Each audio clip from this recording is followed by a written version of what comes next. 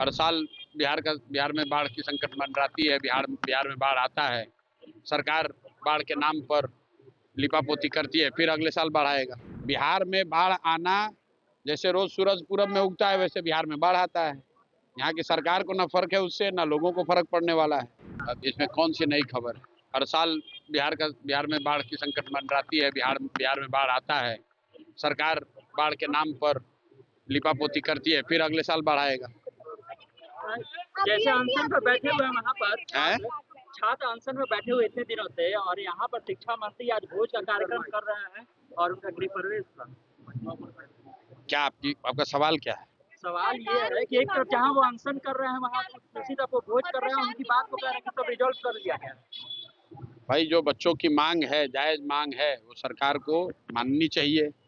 इन लोगों ने कहा था कि 25 लाख नौकरी देंगे, तो TRE-4 इनको तुरंत करना चाहिए। उसमें नए नियम कानून जो सरकार ने लगाए हैं, जिसका छात्र विरोध कर रहे हैं, उसको नहीं करना चाहिए। सर, बीजेपी के बड़े नेता तैयारी कर रहे हैं CLC से मिलने की। सम्राट चौधरी ने भी मुलाकात की। अच्छी बात है, मिलना ही चाहिए।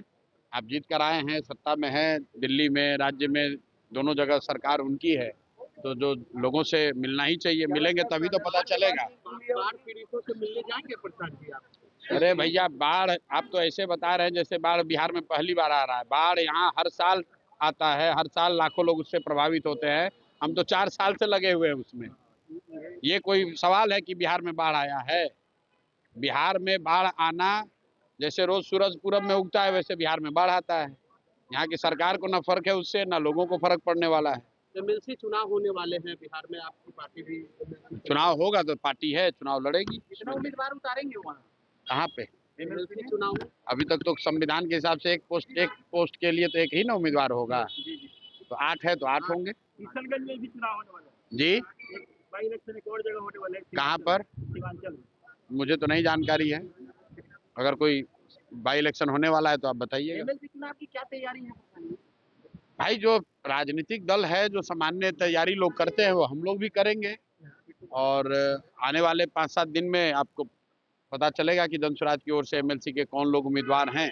नाम घोषित किया जाएगा, तब आप विवेचना आप लोग कीजिएगा कि उसका जमानत बचेगा कि नहीं बचेगा, कौन जीतेगा कौन हारेगा, वो तो चर्चा आप ही लोग कीजिएगा। इस बार क्या लगता है कि वो जो जनप्रतिनिधि रहेंगे और ये सब, वो तो जनता रहेंगे नहीं, तो आपको कैसा समर्थन वहाँ देखते हैं वहाँ पे? भाई, दल के तौर पर जनसुराज सभी 8 MLC के सीट पर चुनाव लड़ने की मंशा रखता है।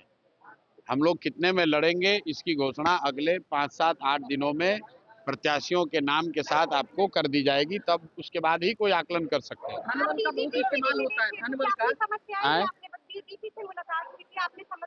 नहीं, DGP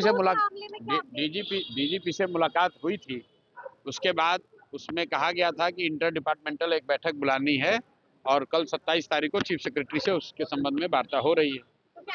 कल जाएं, कल चीफ सेक्रेटरी के साथ बात होगी इस विषय पर। Subscribe to One India and never miss an update. Download the One India app now.